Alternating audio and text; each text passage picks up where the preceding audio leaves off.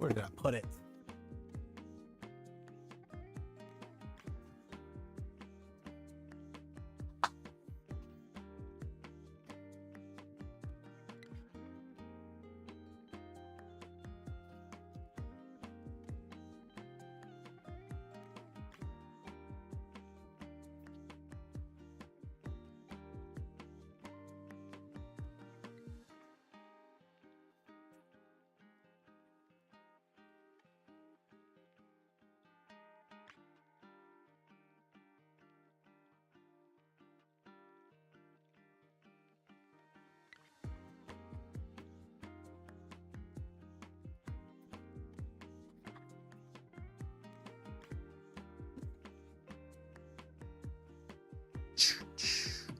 Turn on camera.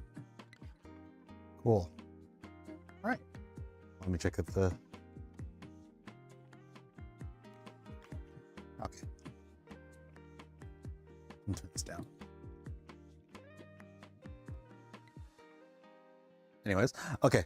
So this is gonna be a quick video, or stream. Just gonna go over like your monthly maintenance. Somebody's asking about it.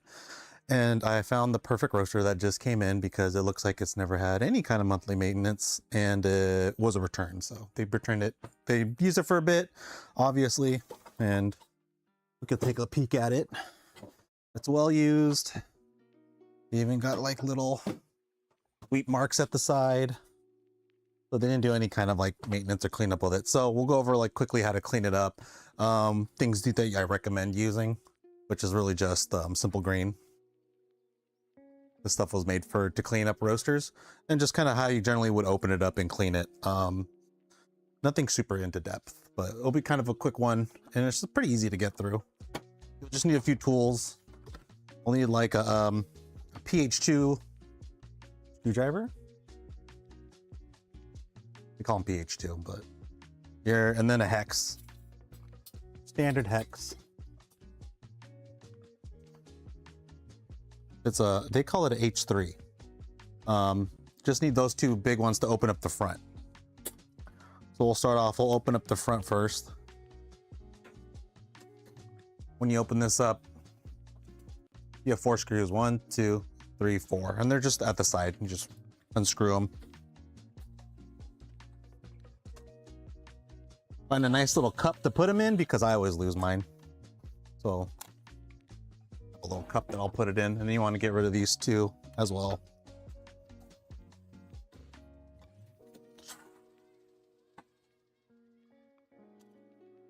And then it's really just easy to pull it off.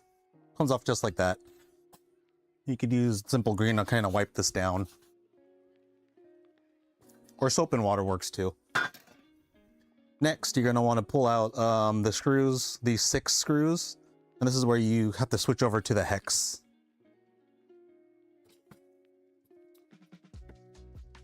The H3 hex. So I'm gonna switch over to that one. What I usually do, make sure that's in on all the way and then close it, because that's another way of having it hold and it won't just fall out. Then I pull the top out first.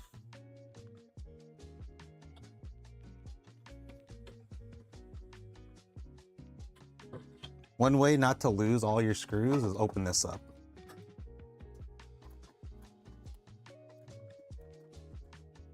It'll open up.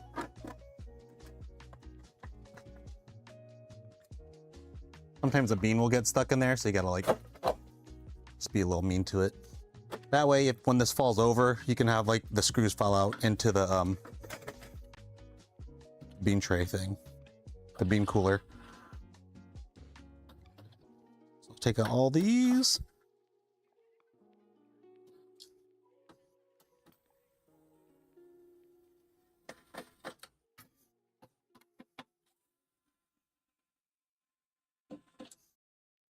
And then that should kind of come forward a little bit. I just push that forward a little bit, and it'll still hang on. And then when you're ready, you can just probably want to knock those screws inside.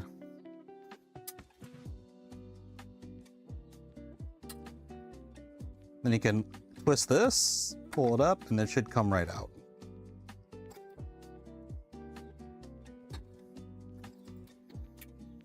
So I'll put all those screws in there.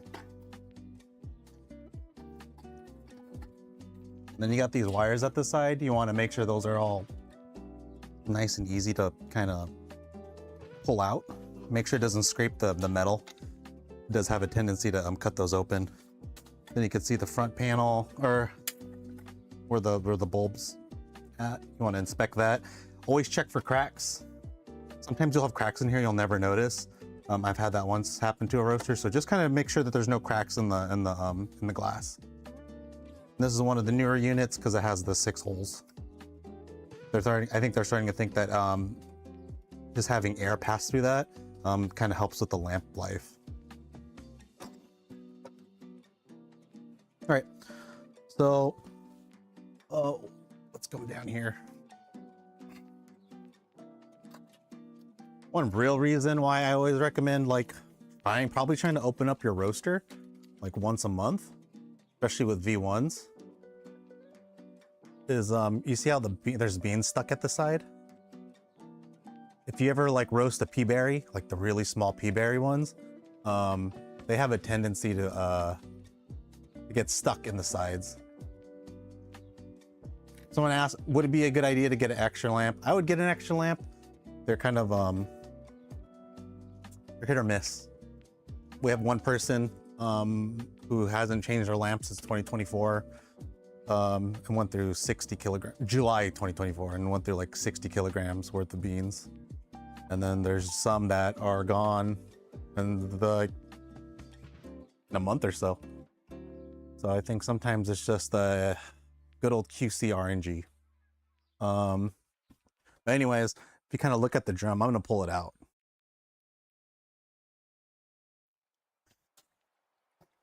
Ugh.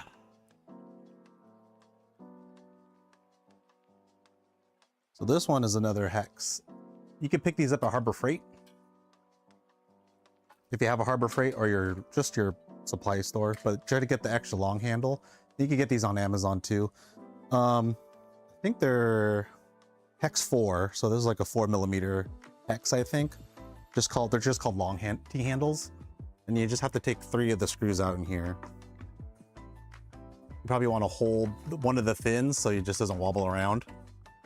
You also don't want to turn the motor while it's on because that actually causes backfeed, and it could short your board. So then we'll just loosen these 3 screws up. Also, one thing you want to do, check before too, sometimes this happens, is you want to make sure that the play in the drum is not crazy wobbly, like it's not up and down severely. If that is, then there will be an issue of the collar that holds the drum in the back, and I'll show you that later. But we're gonna unscrew these 3.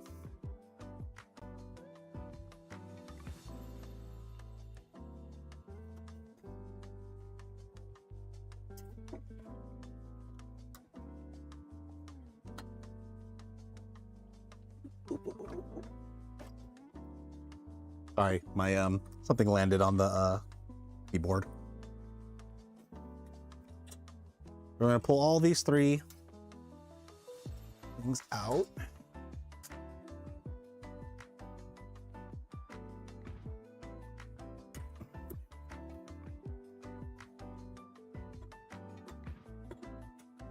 Okay. So you got these 3 little fat hexes you want to keep separate. And then you'll want to pull this out.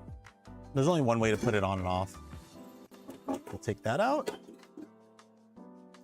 So, in case you end up getting like some weird pea berry, this is kind of what happens. The smaller beans tend to get stuck in the little fins. Usually Sweet Maria will tell you if the beans are known to do that. They'll kind of give you a warning, but most of the time you just gotta figure out yourself. So usually it's like, if you've been roasting a while, you'll know what the smaller beans will look like. And they're usually the pea berries. The only thing you could really do is just press them in.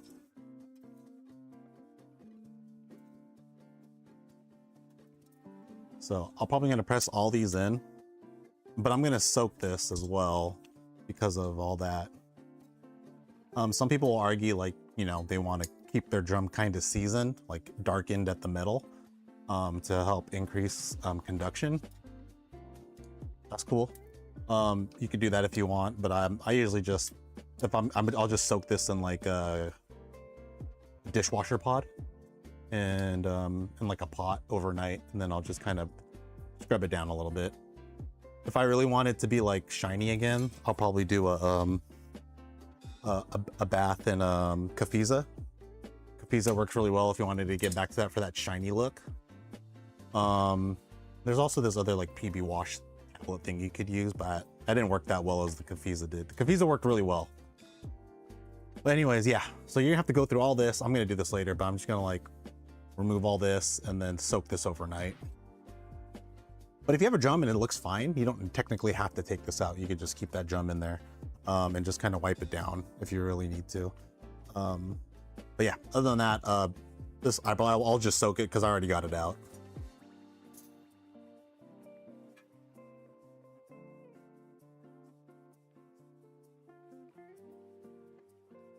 And be mindful of these little washers that go to the big guys.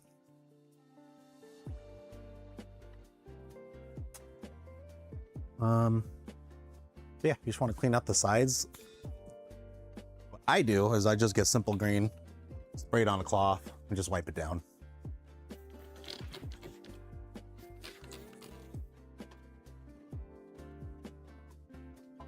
And just kind of just give a good wipe down. You could use a magic eraser and you could get all this stuff here. I would just really like rinse everything off because you don't want that magic eraser stuff in here. And I only use the magic eraser for the stuff on the outside, just to make it look cleaner. But simple green will knock these out pretty well.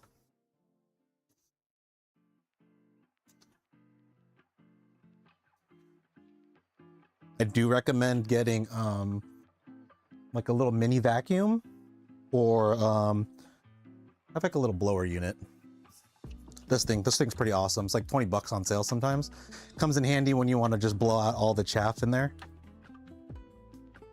I do this like between each roast. I'll just like blow out all the crap in there.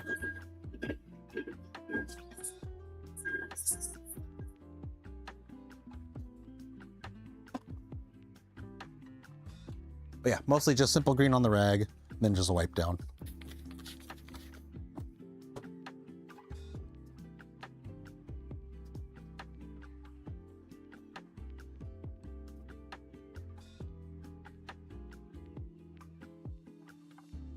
You don't have to like, some people will take their whole drum apart and then they'll just submerge it in like simple green. I think that's just too much. You don't need to do all that.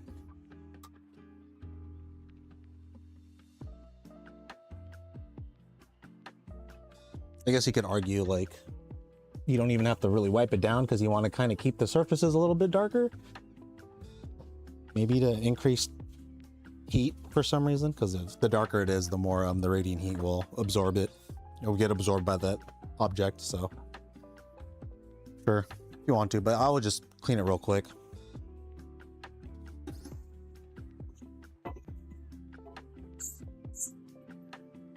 Stop. Okay, if you look in the inside, there's always like a little bit of buildup.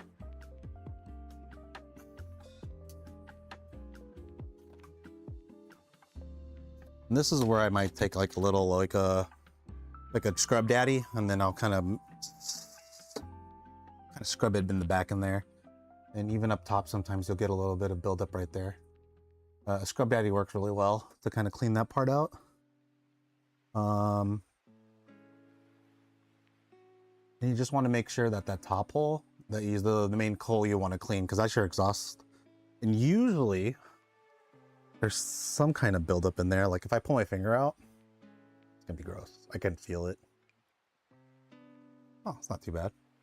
But yeah, you get a little bit of buildup there. So I'll take a towel and I'll put it through there and I'll like clear it out. Or you could get like a fancy little brush if you really want to and push it in and out. And I think they make little bristle baby bottle things you could use to clean that out as well. And really you just want to just make sure that there's not enough buildup to where it just clogs up your exhaust and then ruins, you know, it's gonna ruin all your roasts since you can't exhaust all the smoke out and things like that. So I'm gonna get my towel with some simple green. Clean it like an ear, I guess. Not with a Q-tip, I'm just kidding. You could use a bristle brush, it should work well. Dirty ear. And there's a lot of buildup in there, so I'll have to get the other side.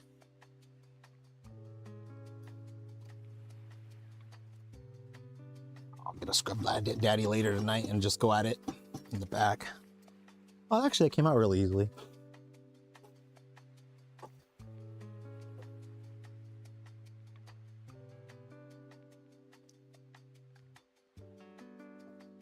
You really kind of want to knock out the buildup too.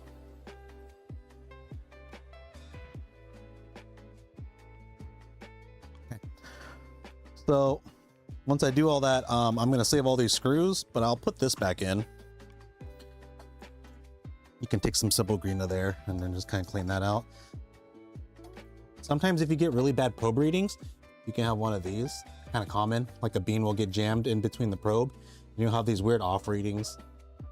And, you know, and like each roast will be like not consistent to like what it was the last time. That's because maybe the bean got stuck in there. It usually just charcoals up and breaks apart, and it sometimes just comes off during your roast, which kind of sucks because it might ruin it. So be mindful of it, of that part, and you could pull that bean out. That's actually a pretty common thing to happen. One thing you might be able to do is upgrade this screw from it's a 3 mil. It's a 3 mil, so you could switch it from the Phillips, because these Phillips, they just like, they're so soft and they break so easily. I'll probably switch this out to like a small, they're called flatheads or socket head, not socket head, button head screw. It's a little bit flatter and it shouldn't like hold it in like it did with that. You get like a small M3, let's see, maybe like 8mm screw in terms of length. But yeah, that's your probe. Try your hole. And here is the top. This is where all the beans get stuck on top and burn. And you really can't fix that unless you like slow down the drum speed. Or you had your roaster long enough that the drum kind of slowly dies into that 50 RPM range. That takes a few months, but it does happen. All right, next thing you want to do is the wires. This is a big thing. A lot of people like just to leave it out and then they'll close it and they'll just like screw it back in and then they'll pinch all these wires and then it's rendered useless. So you want to push that in nice and gently. Original V1s didn't have this, I forgot what these are called, this grommet to kind of save it from scraping itself. So a lot of the times you would just like shave off the sheath. If they wanted to spend more money, they could use like this metal shielding, but came out is pretty cheap about it. So you want to shove that in nice and gently, line it up. And usually if I don't want to put it back, I'll just close this part up and then maybe put like 1 or 2 screws in to get to the back, because I know I'm going to open this up later. So I'm just going to like, just have 2 lightly hold it. It's not to be anything crazy. I'll put that there and that should hold it for now. I'm gonna close this. This helps me make sure I don't lose these. Half the time I lose these screws and I'm screwed.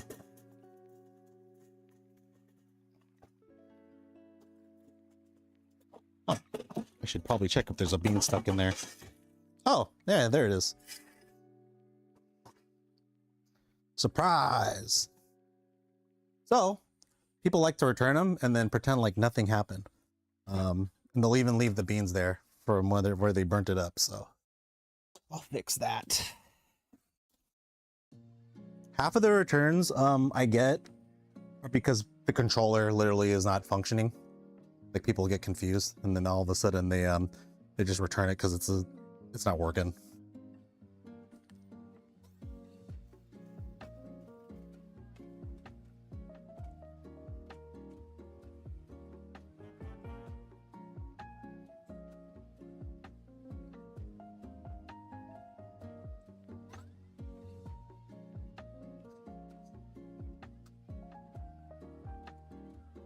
All right, so we're gonna go look in the back.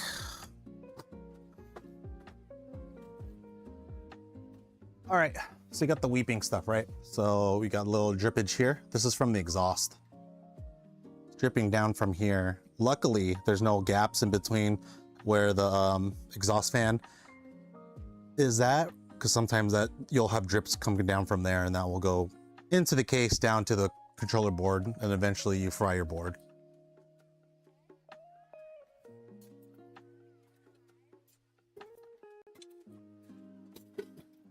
I am looking into like finding a nice little maybe some kind of silicone gasket I could put on there, or find a place that makes them, but right now I just say just monitor your machine and wipe it as necessary.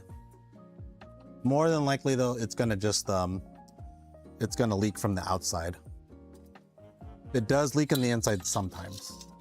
Just it depends on QC, your quality, the quality control of that unit at that time. Okay, so we're gonna take all these screws off. So you got to take these four, 1, 2, 3, 4, then 2 in the top, 1, 2, 3, 4, then another 2 in the middle. You could leave these 4 on.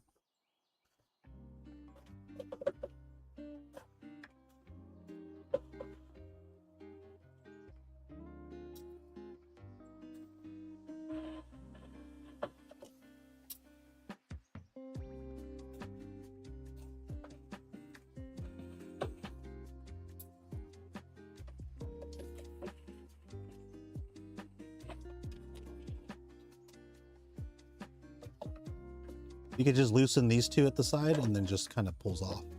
I'm gonna loosen this one, I'm gonna loosen this one, and it should just kind of come off like that.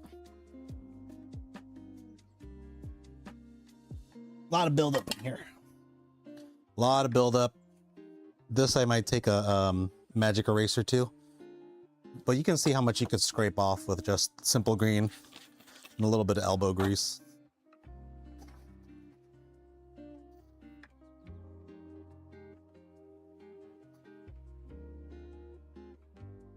Yeah, so I'll probably wipe that down with like a nice little magic marker. But I want to take care of those, clean those up. And you're probably going to want to throw away this rag when you're done.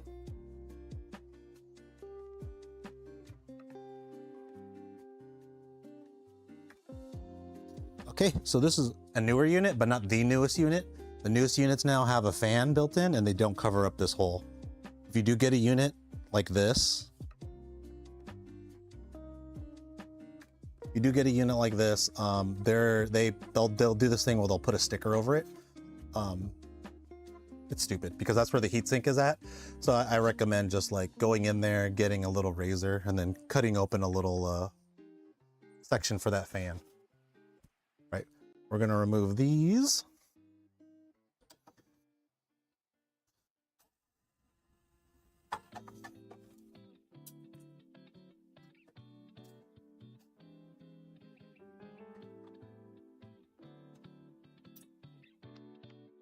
You could loosen this side. I should come right off. Then you got these 2. You can see the drip went all the way down to here. So I'm more than likely the drip might have went down this way into the board, but we'll see. But there's been a little bit of fluid accumulation. One thing is, the reason why that fluid is building up is a lot of people do a direct connection of the ducting onto the top of this. If you do it with just a little bit of air gap, or this part, a lot of people will just connect their ducting like this. And then for some reason that metal, the heat causes a little bit of condensation to kind of drop.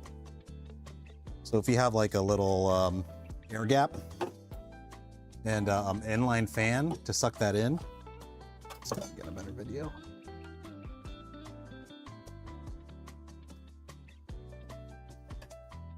You have like a little air gap.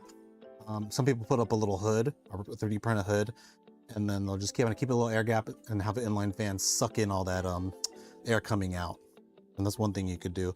But usually from what I've seen, when you connect these two together, like a direct connection, this is not the ducting that it uses, but let's say we are using that metal ducting connected directly into there. A lot of the times I find that's where the humidity liquid kind of builds up and then drips. If you look at Kaleido units, they don't recommend hooking the piping to here. They actually recommend a hood, some type of hood or inlet fan to kind of suck the air out. Not inline fan. I keep saying inlet air, inline fan. And they have like 4-inch inline fans, or booster fans is what they'll call them, and that they'll just kind of just suck the air. All right, I'm gonna pull this one out. Very important, don't lose these, because these are special to down here. I feel like you're safe to lose up to 4 screws because you don't need these 4 screws at all. On my units, I only have 1, 2, 3, 4, these 4 left in usually, and I keep those 4 out. They don't do much. Oh, and before we take it out, you want to free up some space for your panel. See this little wire right here? You just want to give it a nice little tug to pull that out. This, remove this little wire grommet holder protector, pull that out, keep it to the side. And that's just to hold the wire in and make it look nice. You want to keep those 2 screws in unless I'm going to open up the controller board, so I'm going to open these. I'm going to take these 2 screws out. These screws are different because they're small and they're self-tap, I think that's what it's called. Or they have like a pointy end versus a blunt end like the other M4s are.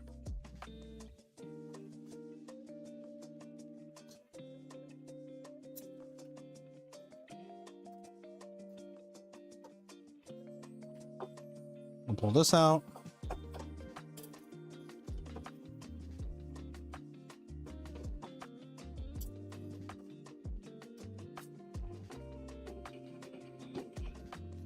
Take note that these are like dirtier screws usually, so I try to make sure I put those in the same spot. And that's just for aesthetics. Like I always hate it when I see like that one rusty, ugly screw here that's supposed to be over here. I should say rusty, it's kind of burnt up.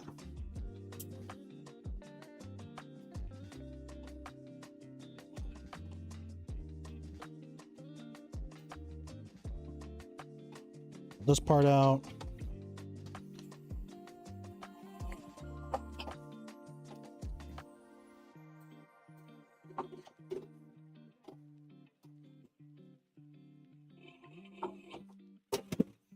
Right.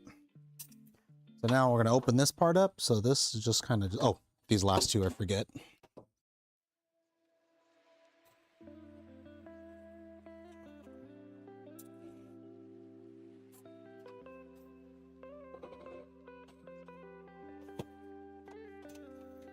Okay.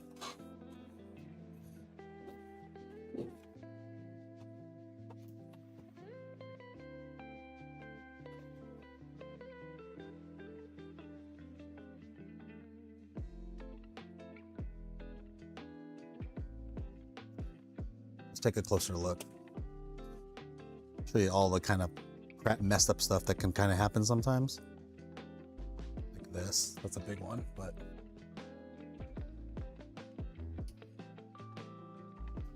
So here it is.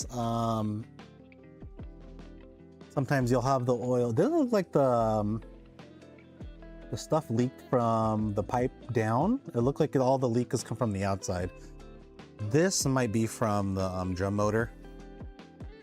When it gets hot to a certain degree, it'll start to the grease starts to fall down and it'll kind of pull up on the top over here. So sometimes you'll see a bit of a grease in there. You got to clean up. One big concern for me right now is this part. That is the power supply, and it's a little bit wet. There's probably some oils that got into there, so I more than likely I'm gonna replace that. And then right here, there's always a big concern that when the fluid is coming down, that it'll pull up on the controller board, and that's when the bigger issues come. Because then you have to replace the controller board most of the time when it does get liquid damage. But this one, it looks like it should be okay, but I'm just gonna replace the power supply anyways.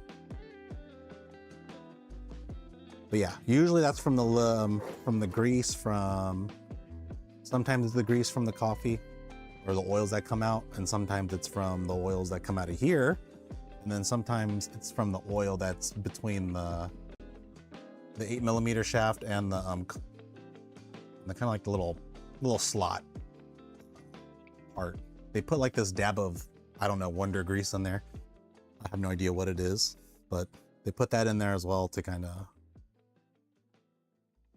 guess, lubricate it from that side. This is interesting, is because they don't use the collar. They don't use the collar, the brass collar, to screw it in. They have this old C-clip style. So most of the time, when you have that C-clip, you're gonna have to buy this special tool, which kind of sucks to get if you ever have to replace your drum. I honestly, if I were to replace the bearings, I would just buy this whole new unit off AliExpress when I see the C-clip. The C-clips just makes it so much harder to fix. Where the brass collar, you just twist off with a special tool that you could print for free. This one, you're gonna have to buy these little, I forget what they're called, ring pliers. They just connect to these 2 little holes at the side, and then just expands the C-clip outwards. You can buy those at Harbor Freight as well, but I think there's better ones on Amazon.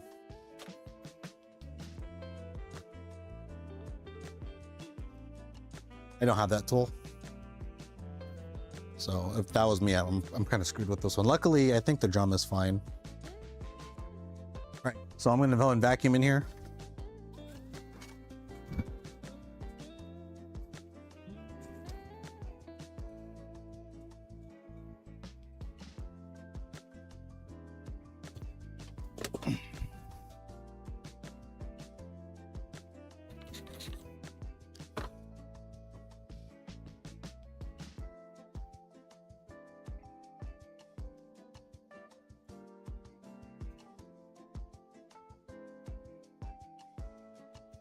If you want to undo the drum motor for any reason, we'll just do it now, just so I can show you. But it's literally just these 4 screws. Nothing complicated about removing the drum at all. And if you want to inspect your drum, I'll kind of show you what a normal drum movement looks like. Because when that E3 drum motor issue comes, they're going to ask you to do 1 of 2 things: inspect the motor, and then inspect the drum and see how it spins. Usually that's the clear indicator if it's a motor issue or it's a drum bearing issue. We'll pull those 4 screws out. This is very important. Make sure to have that green wire back in when you put everything in. That kind of, it grounds the whole case. I think that's where the most of everything touches. Of all this stuff, so you want to make sure you ground that. Put that grounding cable when you're all done. Anyways, you can pull this out. There's literally an 8mm shaft with double cuts, and that goes into this little slot. It's just basically in that slot, and you just screw those 4 screws in. If we look at the motor, this is a pretty good one. This is a lighter oil one. You could tell it's lighter oil because it spins a little bit more. It's not as viscous as some of the other oils or greases that people use. I think the earlier ones, they like to use a lot of the oil. I think later on they put more of grease, because I think there's like Super Lube is like another form of grease that I think is NSF food, indirect contact safe, and I think they started using a formulation of that. But you can also go to Mill City, and they have this really nice stuff called FG2. And if you want to get more grease for your bearings, you can use that as well. FG2, you could buy a little bottle of it, or you could buy Cryotox. Those 2, I believe, aren't lithium based or whatever they're called. Lithium? I forget which one it is. No, it's the other one that in pans, Teflon based. So yeah, the FG2 is definitely not Teflon based. And there's something called, I think, FG 1200. That's another form of grease you could purchase. It's a little bit harder, but like I said, Mill City has this really nice grease that you can use, and it's not Teflon based. Okay.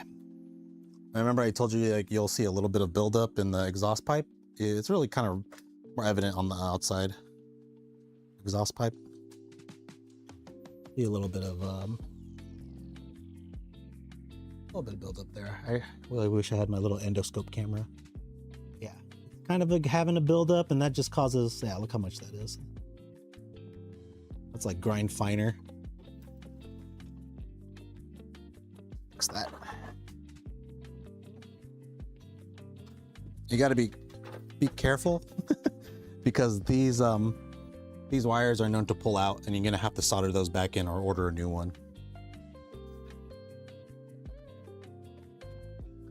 If I were to make a list of parts that I would definitely get for this roaster, I would probably buy an extra drum motor, $14 or $22 now, and an extra lamp, which is now like $48, unfortunately, and it used to be $36. And what else? And then extra lamp, an extra drum motor. I think those are two of the big ones.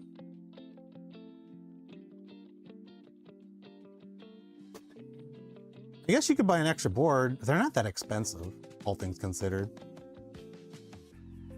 And then if you really want to push it, you could get like a extra power supply if you really wanted to. You don't have to necessarily get it, but it's, you know, I guess if you want to build up spare parts, it's a good idea. And the only reason is because it takes 10 days to be delivered. Although if you buy Precision actually, they keep a lot of their parts within their warehouse somewhere, and they're able to ship it pretty easily. Like there's one guy who ordered bearings from them, and instead of taking 10 days, it took like 5 days. So you could go through them as well. One of the things you really don't have to purchase because it just survives is this thing, is this fan. I don't know why. I've had 3 units that all caught a fire, destroyed the board, destroyed the motor, destroyed the bearings, yet this thing still works. And it's one of the more resilient things in this. Although I feel like it's the dinkiest thing, but this one outlasts a lot of drum motors. I've only had like 1 or 2 people tell me they had to replace this because of just noise issue. But they still work relatively well.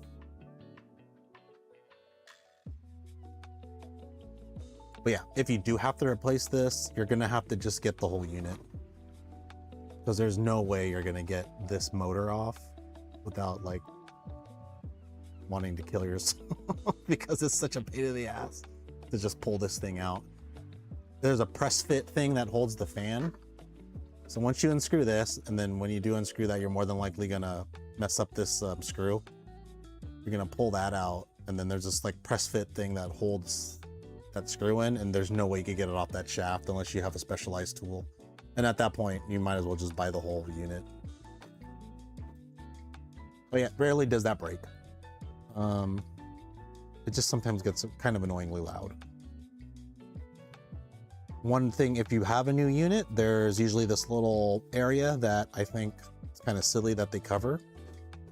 So what I usually tell people is as soon as you open it up, you find that tape, you just pull it. You don't need to put a fan there, but just know that's where fresh air is going to go if you do put a fan on there. And with these units, I recommend putting like try to getting a fan onto that heatsink. There's a few ways you could do it. Let me see if I have one available.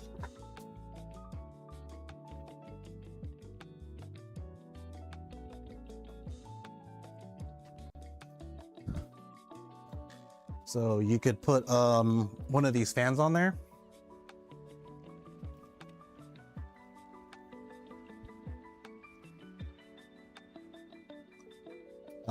have one of your friends or somebody print one of these kind of units out. This is just a little fan holder that goes onto here.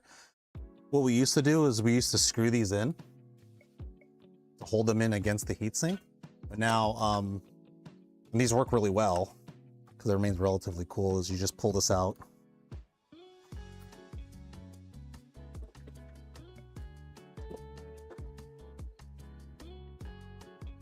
And then you just slide this on here.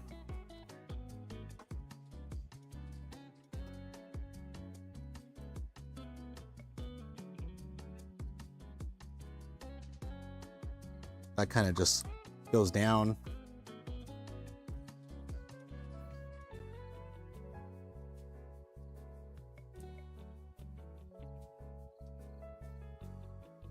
And then you just slide this fan into here.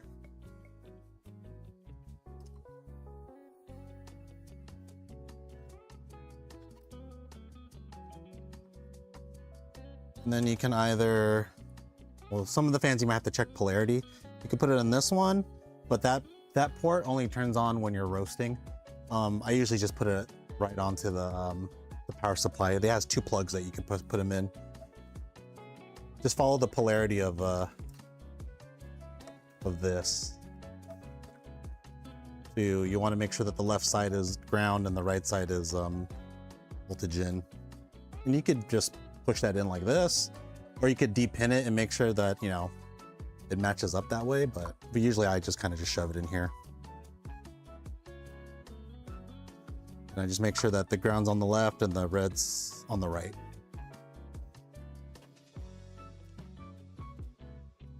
And then basically you put it back all together, but obviously I got to clean this up. Work on taking out the fans, getting a little bit of the beans out at the bottom. But overall, you just want to do a wipe down and check how this drum is doing. The sign of a bad drum is if you turn this and you hear and you feel like crackle, crackle, crackle, or it's like hard to like turn is a big one. Or if you like do one of these, it doesn't spin like once. It just kind of stops like abruptly. The screeching is usually the bad one. And you'll notice that one right away. Or if there's any kind of catch, like if you turn it and you catch a little bit and then it kind of goes free, that means one of the bearings is kind of messed up. And then you usually have to either re-grease the bearings, or some people showed me that you can take the shield off, put it in alcohol solution, like you'll put the bearings in this alcohol, 90% alcohol, overnight, take them out, make sure it's dry, and then they'll inject it with like whatever fancy grease that they want. And then they put the shield back on. Taking the shield off is incredibly hard, and I don't recommend it. So I would just buy a brand new set of bearings. I do have a set of bearings. I bought a whole bunch of them that have like the super, what's it called? Super lube or whatever. It's the HS1 compliant indirect food contact safe. So I use that one for my roasters when I have to replace the bearings, which has kind of been rare. I haven't changed the bearing in a while. But yeah, and just take a little, so you just scrub out that part. And those are pretty much the main things you want to do on a monthly cleaning. And then you just put everything back together as you normally would. I can think of anything else you should be concerned about. Or if anybody has any questions, let me know. But yeah, and I think I already said, if there's one thing you want to buy in terms of like a part you want to make sure that you have on hand, is I would say the lamp. That would tends to go out, and then maybe the board.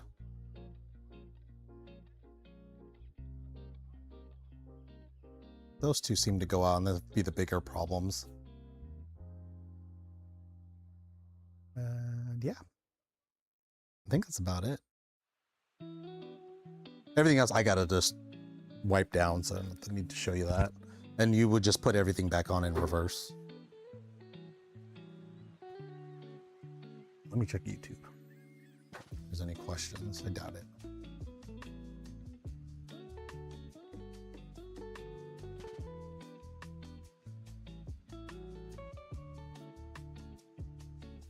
Oh, I should make a list. I should put that on the Skywiki. So the official website. Somebody asked if we have a list of maintenance items available. I'll put a list of all the stuff that I usually use for maintenance. Do you apply grease? Yeah, I got this Krytox grease. This stuff was like $27 for like a lip balm size of it. And I still think it's Teflon based, so I don't know.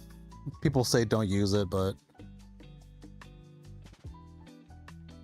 yeah, this is like some Krytox.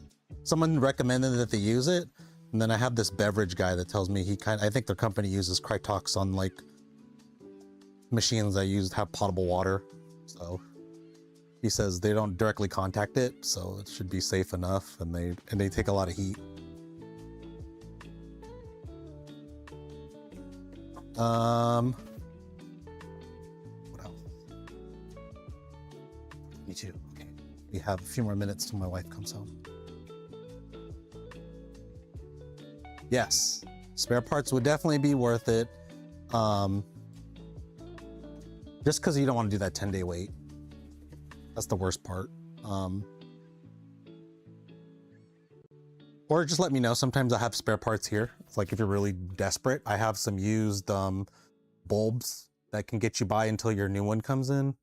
And I do have just spare parts lying around because I do have a lot of units that have been dropped and I can't really sell them. It's really hard to sell. I try to do dent and scratch ones. Like I have this perfectly fine running unit. It just has a huge dent on the side. So I usually have to get those out for like $250 if I can. And usually they work just fine. They just have this ugly little bump on the side. But I do like to sell them. Yeah, I do like saving up those units for people who can't afford the $450 one.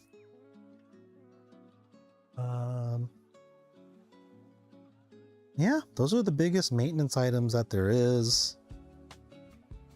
A few things that are happening that's coming up.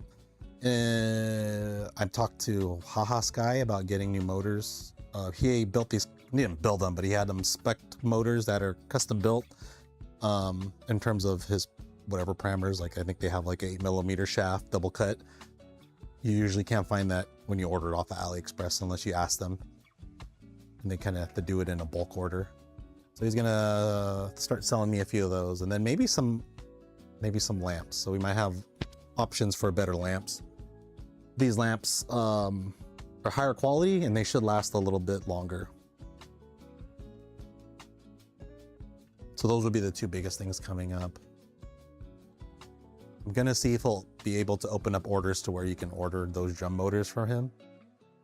And he's telling me that they run really cool, like around 50 degrees Celsius, where the Skywalker V2 and the drum motors I've been messing with, they usually reach ranges of 80 degrees Celsius and above.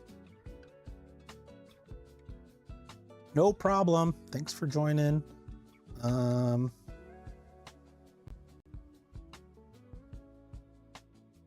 You know, people talk about that buildup of the white stuff around the lamp. I feel like that would eventually affect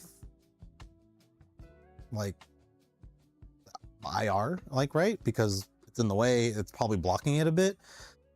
But so far, the other vendors just told me like that's kind of like a natural occurrence, and they say like, yeah, monthly, just maybe being able to wipe it off if you can.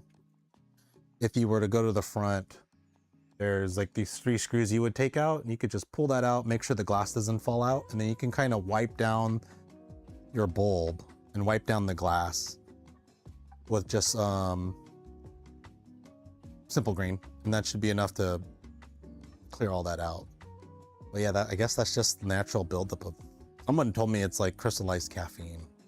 I don't know. I don't know if I really believe it, but I definitely don't recommend you licking it, as I did. It tasted awful. I didn't know what the hell it was.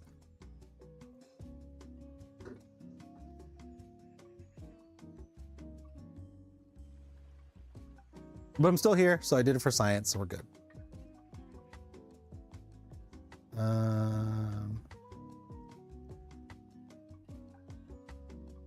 Yeah. All right.